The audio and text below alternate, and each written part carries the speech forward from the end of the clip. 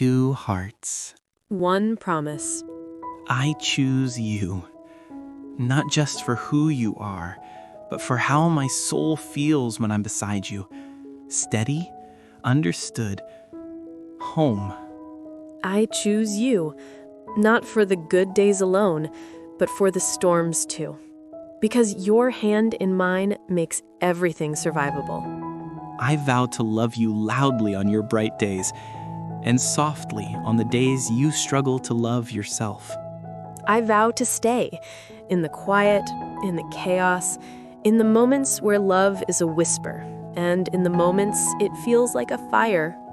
You are my once in a lifetime, my safe place, my answered prayer.